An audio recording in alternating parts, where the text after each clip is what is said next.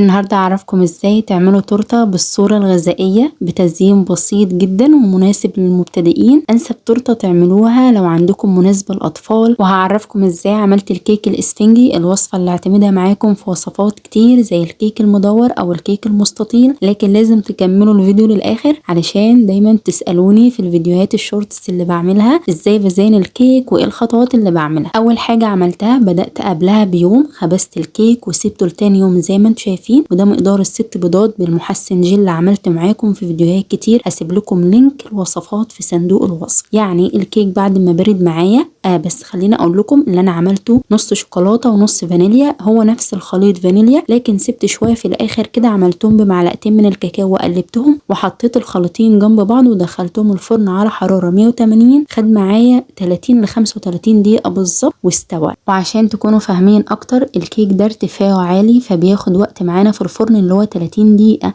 عشان بنقسمه طبقتين، ولكن لو هو طبقته خفيفه زي السويس رول او راق واحد فبياخد 10 دقائق 15 دقيقه ودرجه الحراره بتكون مختلفه. فخلينا الاول في الكيك اللي انا عاملاه، انا حطيته 30 في 40 والارتفاع بتاعه عالي فخد معايا 30 دقيقه علشان تكونوا فاهمين بالظبط. وهسيب لكم برده الفيديو اللي عملت فيه نفس الكيك ده بس كان بمقدار اكبر لكن نفس الطريقه. اول حاجه جبت شريط القياس وقسمت 20 في 30، بعد كده قسمتها من النص بعد ما ظبطت بشريط القياس، وشلت الطبقه اللي بتكون حمرا شويه، دي بتبقى على حسب الفرن بتاعكم، ولازم الطبقه اللي فوق اللي زي كده نشيلها لانها بتكون مجمعه تلزيقه او ريحه او نكهه زفاره البيض فلازم تشيلوها. وطبقه الشوكولاته بتكون في طبقات حمرا شويه لازم نشيلها اللي هي بتكون ملاصقه للصاج. قسمته طبقتين زي ما قلت لكم. الكيكه ده هتطلع لكم 4 طبقات ما شاء الله، ممكن تعملوا بيها الجاتوه حتى. والكريمه حضرتها عملتها كتير جدا معاكم، هسيب لكم اللينكات في صندوق الوصف برضو زي ما قلت لكم. اهم خطوه في الكريمه لازم نطلع فراغات الهواء اللي فيها. طيب فراغات الهواء دي انا ده بتحصل معانا احنا بس؟ لا، هي بتحصل معانا كلنا، دي بتكون حاجه طبيعيه في اي كريمه غير كريم الشانتيه لازم يدخل فيها فراغات من الهواء علشان بنركنها في التلاجة او على جنب شويه. فالحل ليها اللي احنا نخفقها تاني قبل التزيين، يعني مش نخفقها وندخلها ونرجع نزين، لا قبل ما نبدا نحشي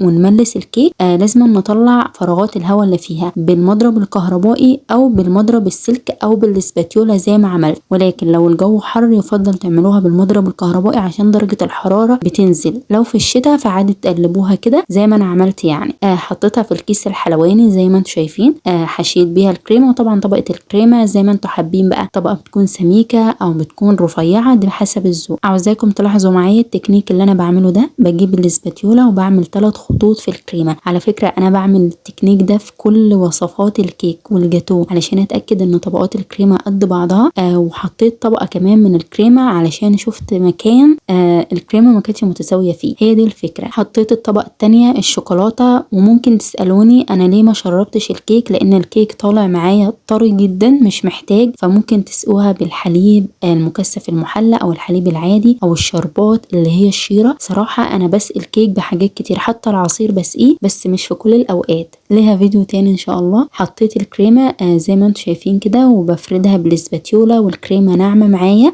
ولو حابين زي ما قلت لكم تشربوا الكيك صوص شوكولاته. وخطوه اساسيه بعملها دايما لما بحط الكيك في التلاجة يومين 3 فلازم اسقيه، غير لما بعمله مثلا قبلها بيوم ويكون الكيك طري معايا، او مثلا كيك البيض الكامل لازم احط له شربات عشان مسامه بتكون مختلفه عن المحسن الجل. فهمتوا ازاي؟ يعني هي بتختلف من نوع للتاني. ولو ملاحظين وانا بزين دلوقتي انا بضغط بالسكينه او بالاسباتيولا، لازم نعمل الخطوه دي علشان نساوي الكريمه. وما تقلقوش هي مش هتهبط معاكم طالما الكريمه طالعه معاكم متماسكه، يبقى الكريمه لو ضغطتوا عليها كده او الكيك مش هتلاقوه هبط معاكم. بالنسبه للحشوه اللي انا بحشي بيها دلوقتي استخدمت جناش شوكولاته كان عندي في الفريزر، يعني بعمل كميه كده كل فتره وبطلع منها بدفيها على بخار الميه. وحطيت كريسب كمان ودي بتكون اخر طبقه، وما بين كل طبقه والتانيه بعملها بالسكينه.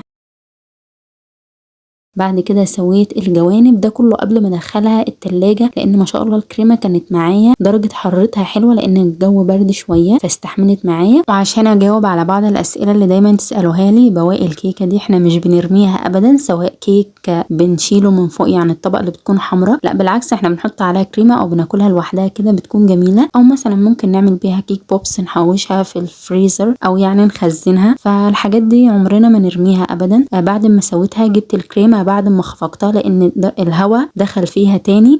فالحاجات دي نكون مركزين فيها يا جماعة وانتوا بتعملوا كده. اتأكدوا ان الكريمة تكون ناعمة معاكم. حطيت طبقة من فوق وبدأت احط طبقة من الجوانب، والطبقة دي هتكون عبارة عن كرامب كوي، يعني بشيل الفتافيت لان هحط كمان طبقة من الكريمة تكون ملونة فوقها باللون الازرق. في الخطوة اللي انا بعملها دلوقتي بعد ما نعمت الكريمة وخفقتها شوية علشان لما اجي اعمل طبقة الشاربيج تكون طبقة الكريمة معايا ناعمة، يعني ما يكونش فيها فراغات من الهواء. كررتها كتير معاكم عشان الخطوة دي مهمة بجد، ممكن تبوظ معاكم التورته.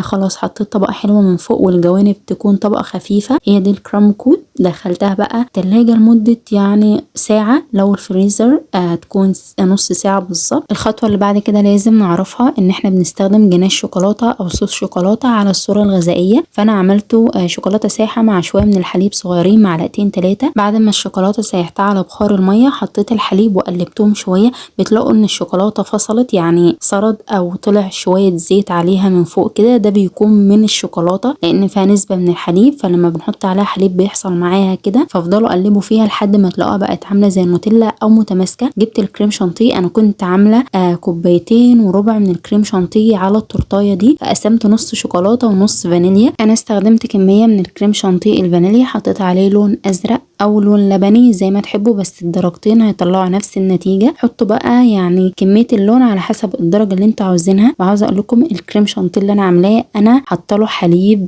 يعني مخليه غني جدا، مش تحسوا ان الكريمة خفيفة زي ما ناس تقول ان حشوة الكريم شانتيه بتكون وحشة. لا، حشوة الكريمة بتكون جميلة جدا، بس اهم حاجة انتوا تدعموها باطعمة زي الحليب المكثف، الحليب البودرة، الباستري كريم، حاجات كتير. التورته بعد ما طلعتها من الفريزر ملستها شوية. الطبقة اللي فوق اللي حطيت فيها شوية من الكريمة يعني سويتها. بعد كده استخدمت السباتيول والسكينة الطويلة علشان انقل الكيك من قاعدة الكيك الدوارة، بقوم حطها على البورد بتاع التقديم. انا مش بحب اشتغل على البورد على طول عشان ما اقعدش انضف كريمة وحاجات من دي. الفقرة اللي بعد كده هينورني الصغير والاول مرة يطلع معايا، فبجد يعني الفقرة كلها حماس وجميلة جدا. هو جه معايا عشان يتأكد ان الكيك بتاعه زي ما هو عاوز.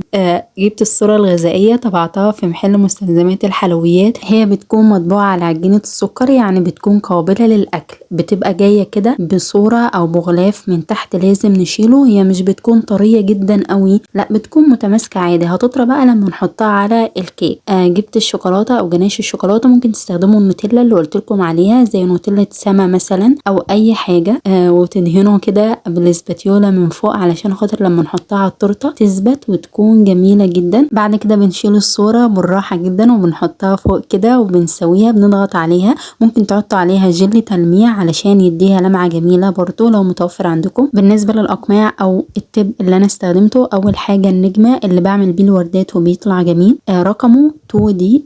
التب التاني اللي هو بتاع ورقة الشجرة، والتب التالت اللي هو النجمة العادية زي ما انتم شايفينه كده. بس هما دول ال3 أنواع اللي أنا استخدمتهم. هجيب بقى الكيس الحلواني. أنا هستخدم أول حاجة ورقة الشجرة. هنا أيمن كان بيقول لي أنا دايما أشوفك في الفيديوهات تعملي الكيس كده بتنزليه، فكنت دايما اقوله علشان اخرج الهواء اللي في الكريمه. جبت التورته وعملت بقى الزجزاج كده بورقه الشجره. اللي بنعمله ان احنا بنعمل الكريمه على شكل الزجزاج. لو ملاحظين حركه ايدي ازاي بتطلع كل شويه. في الموقف ده يا جماعه ايمن ما كانش عنده يعني كميه صبر ان هو يستناني، فمسك الطبق وتنور حسفيت زي ما انتم شايفين كده، يعني كل شويه ياخد مني حته لحسه كريمه وياكل. فبعد ما عملت الزجزاج على جوانب الكيك هدخلها بقى التلاجة تستريح شوية. يعني انا بحب احطها من فترة للتانية في التلاجة عشان درجة حرارة الجو وكده. خلاص بقى هنبدأ للفقرة اللي بعدها. بعد ما سبتها حوالي يعني ربع ساعة، ما سبتهاش كتير. ممكن تسيبوها نص ساعة تعملوا فيها حاجة مثلا وترجعوا تزينوها. استخدمت بقى اللي هو النجمة 2 دي وعملت اطار من فوق، واللي تحت استخدمت النوع التالت اللي هي النجمة الكبيرة شوية. كمية الكياتة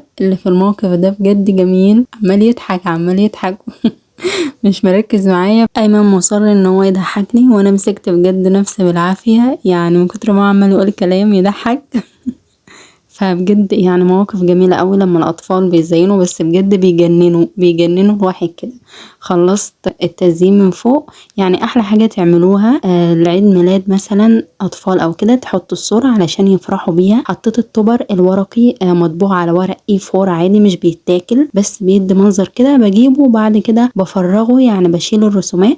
كنت بحط سبايدر مان وكورة علشان هو بيحب الشخصيات دي وكده. وممكن كمان تطبعوا الرسومات دي بننزلها من على بينترست او اي موقع على ورق كوشيه، اللي هو ورق بيكون سميك شوية بس سعره بيكون اغلى. خلصنا الكيك، واخيرا كمية الفرحة اللي هو فيها لما شاف الكيكة عاوز ياكلها دلوقتي حالا. هو ده بيكون الشكل النهائي. جربوها لو عندكم يعني اعياد ميلاد او مناسبة، مش لازم عيد ميلاد لاطفال. هنا كنا بنلعب انا وهو شوية. اتمنى من كل قلبي التورته تكون عجبتكم وحبيتوا ايمن قبل الكيك. قولوا لي رايكم فيه في الكومنت، حطوا لايك لو حبيتوا الفيديو. اشوفكم على خير في فيديوهات تانية. باي باي.